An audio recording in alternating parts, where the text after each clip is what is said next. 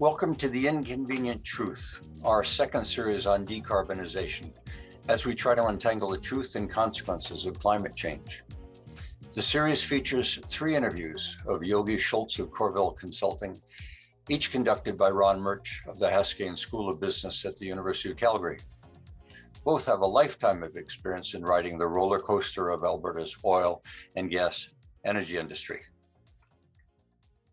In this, the first episode, Yogi explores the problem, confusion, warranting clarity.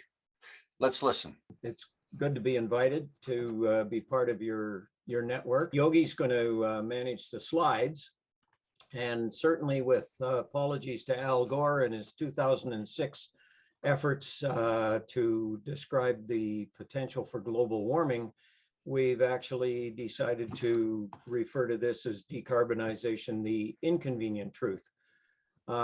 As Perry mentioned, my name is Ron Murch, and with me today is Yogi Schulz. We are both longtime friends and colleagues, and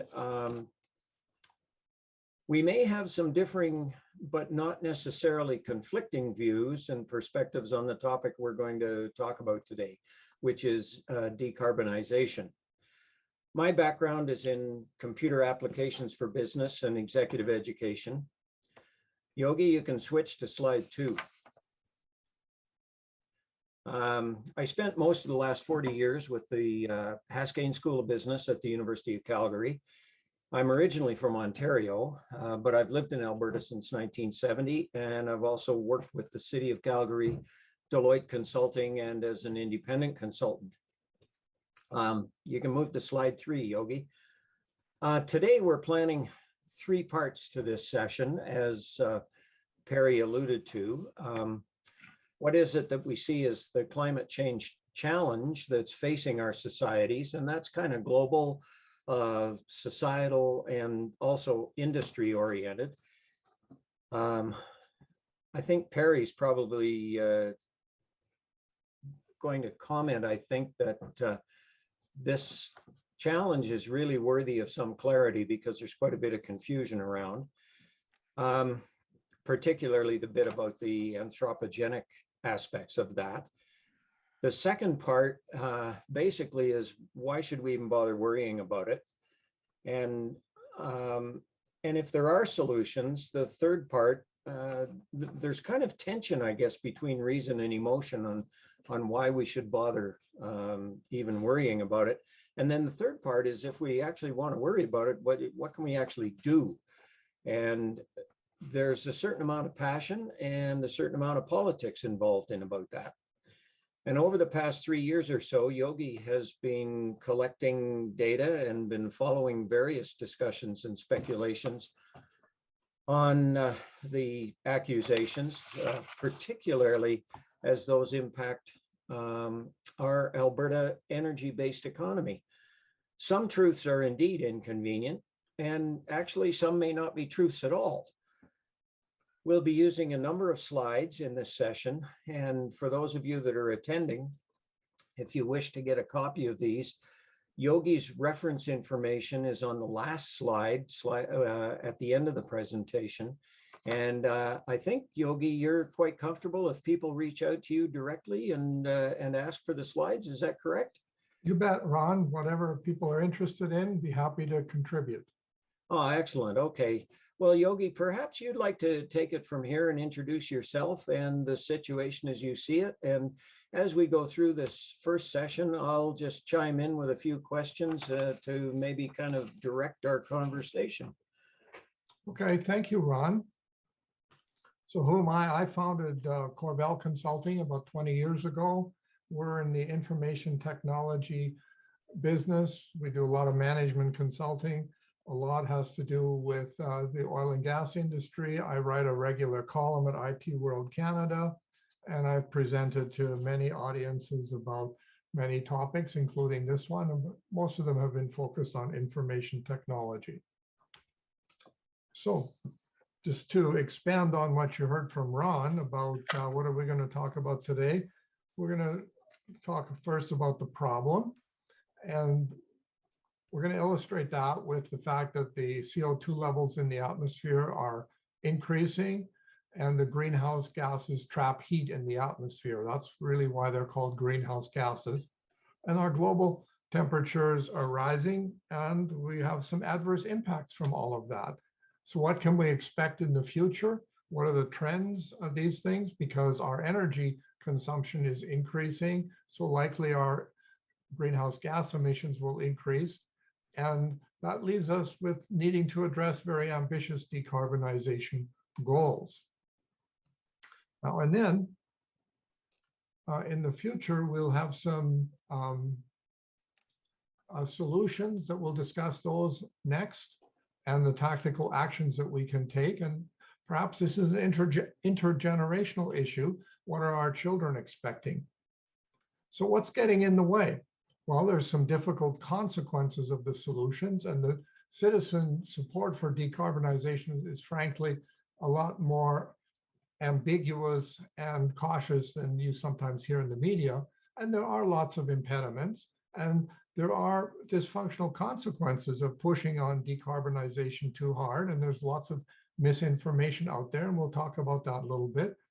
And we'll talk briefly about the climate change deniers, what they're all about. And we'll end with a few conclusions and recommendations. So with that start, let's talk about the first topic, which is what's the problem? A lot of confusion about what the problem is warrants clarification, and I hope to do some of that right here and now. Stated succinctly, the problem is too much CO2 and other greenhouse gases in the atmosphere. So in this section, we'll discuss what is triggering the need for decarbonization. The one-line summary is that the increasing levels of CO2 in the atmosphere are changing climates. That's why we need to decarbonize. Now, to back that up with some facts, here is the CO2 level in the atmosphere expressed in parts per million. And you can see from the line that it's increasing. So some people will say, well, wait a minute, even though the increase is 50% from the start of the Industrial Revolution to now, the total doesn't seem to be all that material at 417 parts per million. Why are we getting excited about this? Well, it turns out that this increase is enough to unbalance the atmosphere and trigger climate change. Another way to look at this is to look at the annual emission from fossil fuels for all countries since 1750. And you can see that it's quite dramatic. China surpassed the United States in annual emissions recently.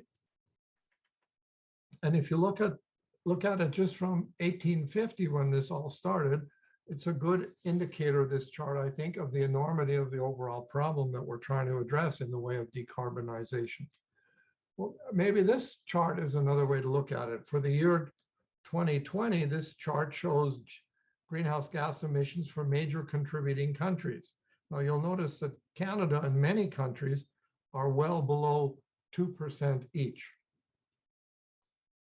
Yogi, you've got on this slide, you mentioned CO2, but there are other greenhouse gases which are carbon-based. Is there a reason you're focusing on CO2?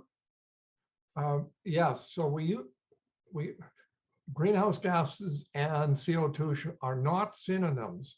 We tend to focus on CO2 because the CO2 is 75% of the problem. Other gases that are also greenhouse gases contribute the other 25%. Now, as it happens, the CO2 is in fact the least damaging of all the greenhouse gases, but because it has the highest volume, that's why it exists at 76%.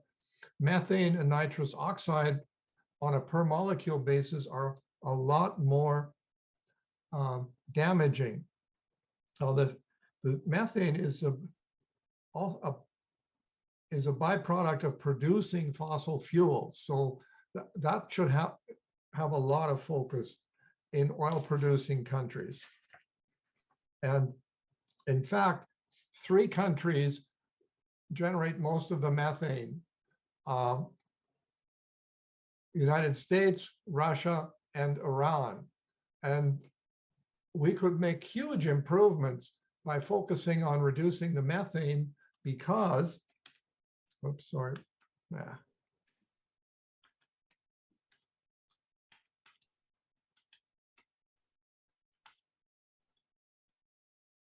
Because the methane comes from a very small number of countries and a very small number of sources, unlike the CO2 that comes from virtually everybody on the planet, plus all the businesses, plus all the governments. So there's a lot of advantage if we were to focus on the methane portion. The nitrous oxide arises from agriculture, fuel combustion, wastewater management, industrial processes. The fluorinated gases come from refrigerators, air conditioners, phones, and aerosol cans. So that's why we talk about CO2 the mostest. So some people ask, well, which sectors of the economy generate most of the greenhouse gases? Well, it's energy. And by that, I mean mostly the consumption of energy, like our furnace, our cars, all of that. The production of energy is actually just 6% of the global total. And oil companies keep throwing up their hands in frustration because they keep being vilified as the problem, when in fact, they're only a small contributor to the overall problem. So it's our energy consumption in buildings, transportation, industry, agriculture. That's what the big thing is. So some people will say, well, is the temperature really going up? And this is a chart that shows the global land and ocean temperatures for January in all of these years, just that 1 month. And there's 12 of these charts, but it really doesn't matter which one you look at. The temperature increase has reached 2 degrees Fahrenheit, as you can see at the top right. Now, again, you may say, well, 2 degrees, that doesn't sound like much. A place like Calgary, that might actually be a good thing. However, it's deadly for some plants and animals. For other plants and animals, it expands their habitable area. So the distribution of problems is uneven. And in fact, there are some advantages for some species in some territories with an increase in a temperature. And that's what creates a lot of the confusion in the discussions of decarbonization. So let's just look at some quick examples of the impact. There's not a lot of snow in Athens, but recently there has been some. We're all familiar with the wildfires in California. Many of us will probably remember Hurricane Harvey in Houston, Texas. More recently, the floods in the lower mainland in BC. We've had the record-sized tropical cyclones in the Philippines last year. We had droughts enough to bring out locusts in large numbers. Last week or 2 weeks ago, we had these massive snowstorms in the USA Northeast, enough snow to meet the highest levels ever recorded. So, Yogi, you've obviously got some eye-catching imagery here. And even if there are interesting correlations that we haven't seen those kinds of events before, how does that translate into some kind of causal relationship, or does it? Well, there's certainly those who challenge the causal relationship. There's a bunch of scientists that have done a lot of work, and a trivial Google search will bring up that, to me, unequivocal scientific background to the causal relationship between the CO2 and these temperature increases. Well, are the alternative viewpoints reasonably defensible? I don't think so, but they're superficially appealing, which makes them so difficult to refute. So for example, people will say, well, CO2 is plant food. And they're right, it is. And then they point to some satellite images that show that some parts of the planet are greening more than they have in the past. And lo and behold, that's true as well. So it makes it more challenging to defend or explain the causal relationship between increases in CO2 and global warming. And the answer is that the 150 million, parts, 150 increase in parts per million is enough to unbalance the climate, and that's why we're seeing the temperature increase. And some people struggle with believing that. But to me, this is a very interesting event held in the Maldives, particularly to demonstrate the impact of climate change.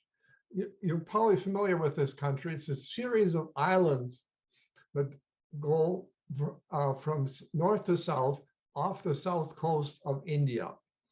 And they staged this underwater cabinet meeting to highlight the threat of global warming because they're the lowest lying nation on the planet. The facts are that the increase in sea levels caused by ice melting in the Arctic and Antarctic are leading to coastal cities to flood more often. That we have the extinction of many amphibians, particularly frogs, due to a fungus that's spreading more efficiently at a higher temperature. You remember the virus Zika that infested California some years ago? That's a global warming.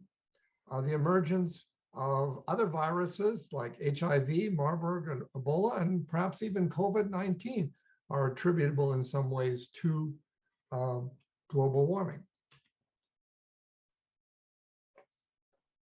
So what's the future hold?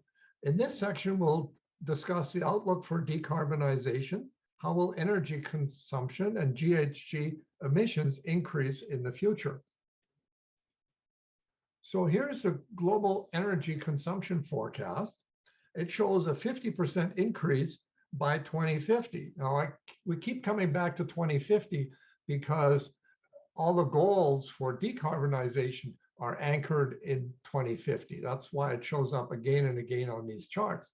Now, what you'll notice is that all the greenhouse gas emitting energy sources show an increase in production during this time period, not a decrease as we claim we want to achieve decarbonization. So what's causing this hefty increase in energy consumption?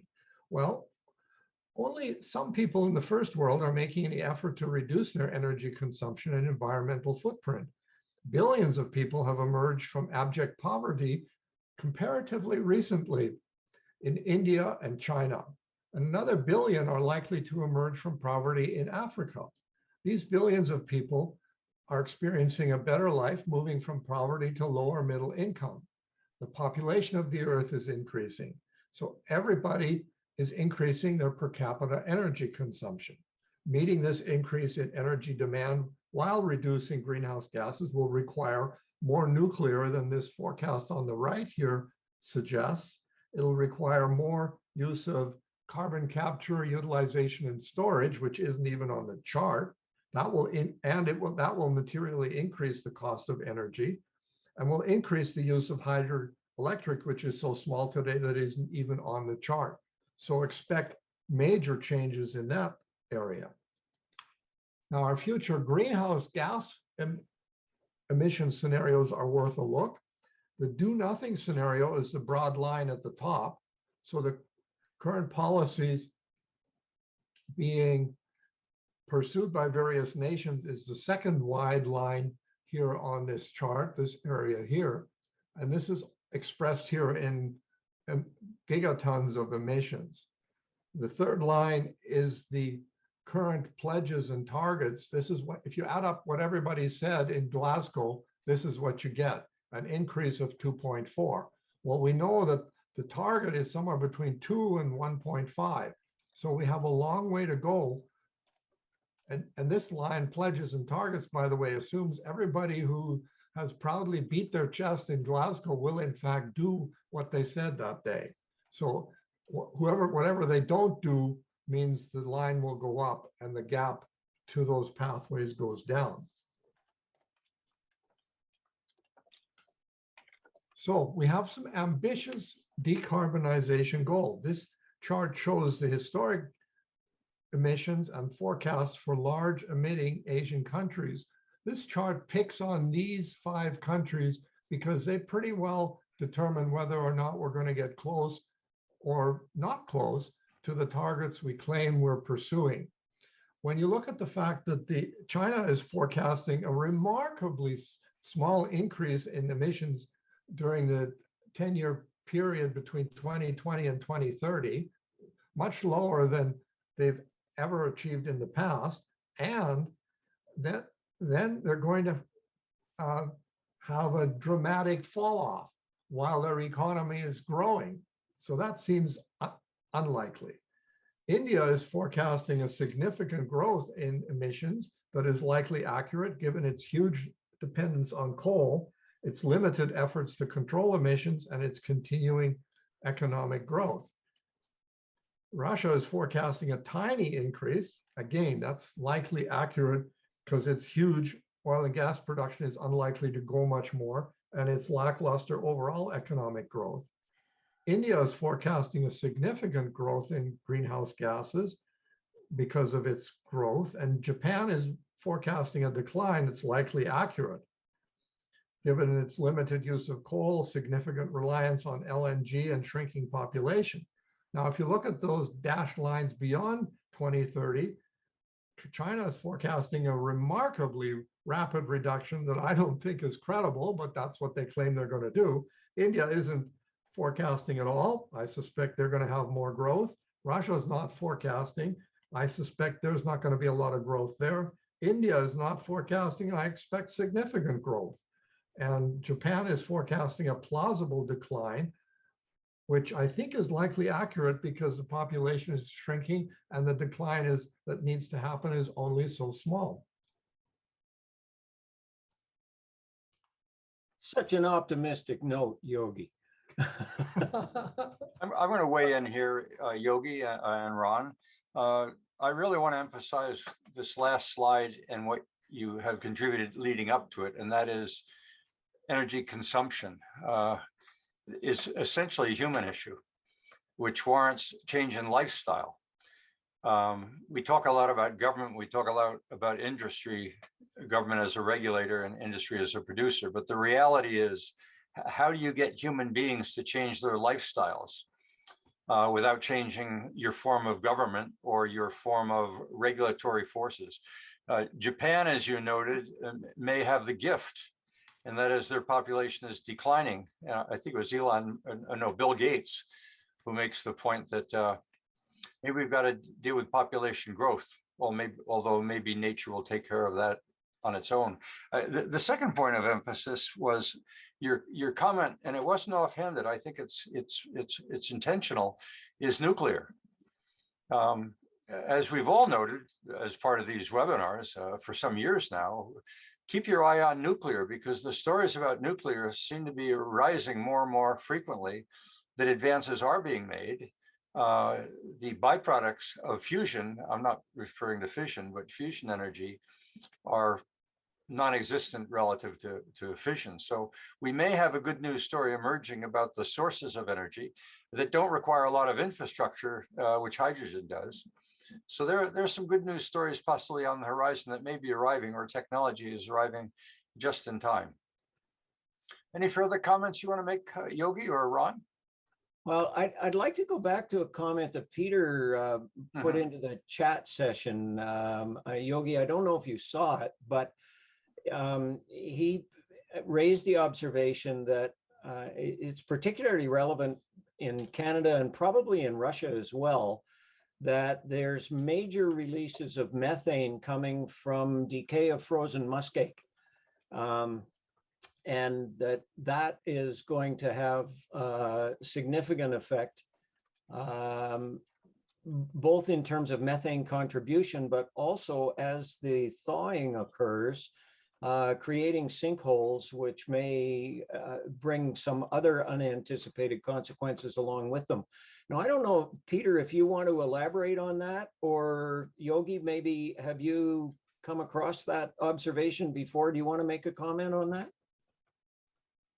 Well, go ahead, Peter, if you want to add anything, and then I'll comment on it. I don't need to add anything. I think that was a great summary of my point.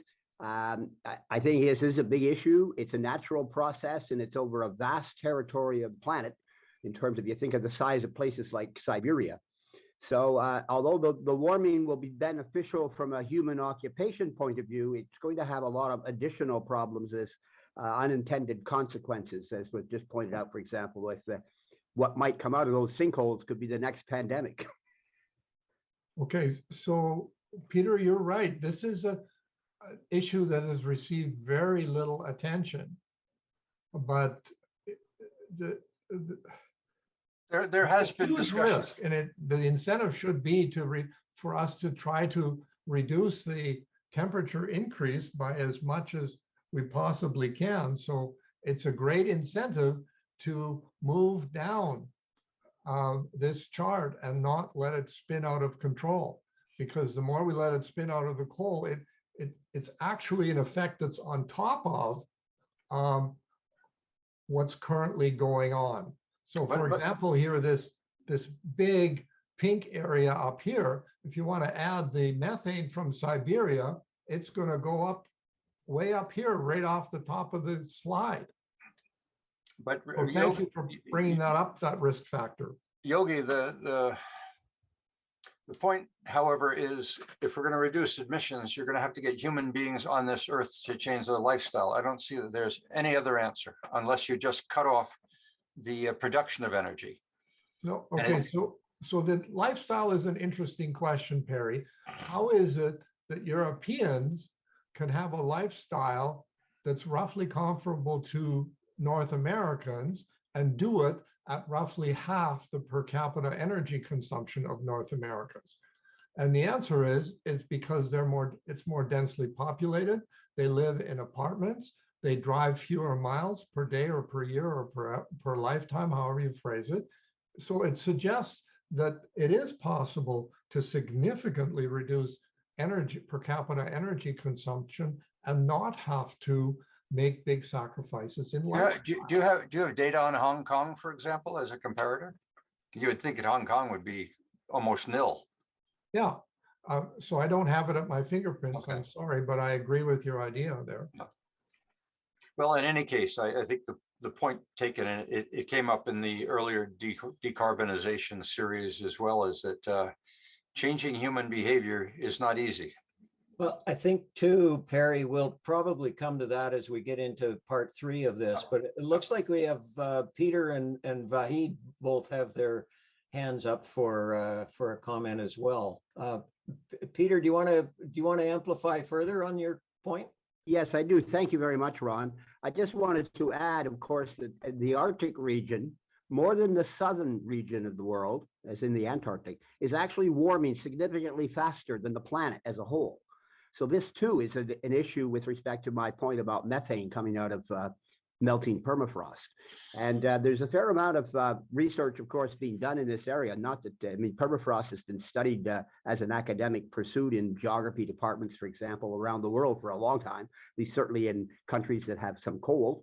And there's a lot known about it, but we have no way of controlling over a vast landmass the capturing of this methane. It's just going to continuously leak out as the temperature warms.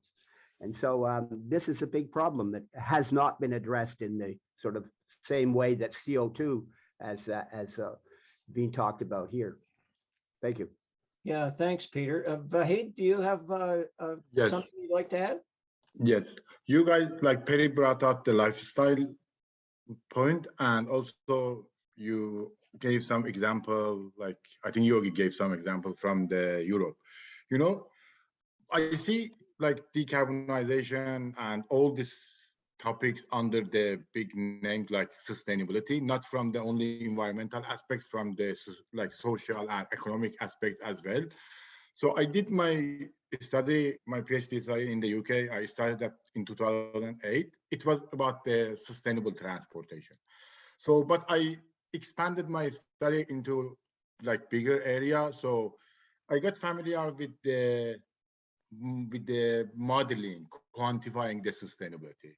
So like in Europe, even before my study, like I think they started around 2010 or something like that, modeling sustainability. Everybody says that my project is sustainable, but how sustainable is that? How many percentage? So like they created some model like SQL in the UK. Recently, they created Envision in US.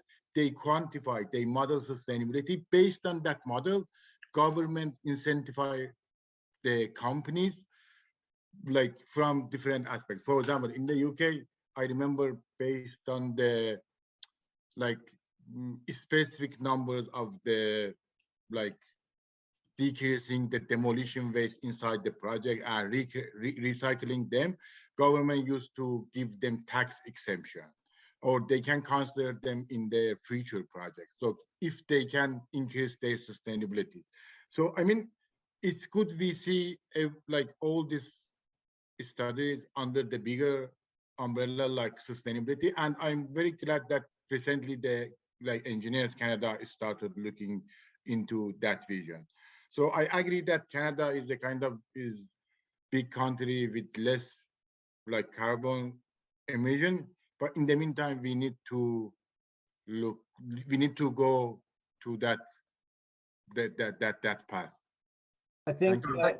I think that's a good good perspective, and I think we'll have an opportunity when we get into the third part of this session to explore that, because those are some particular actions that you're suggesting that can be taken. So Thank you, we'll Ron. come back to that. Thank you, Peter. Thank you, Vahid, for your comments. And Ron, I think this brings this episode to a close. I want to thank all of the participants to this point, and hopefully you'll join us for episode number 2, which will be forthcoming shortly. So just bear with me.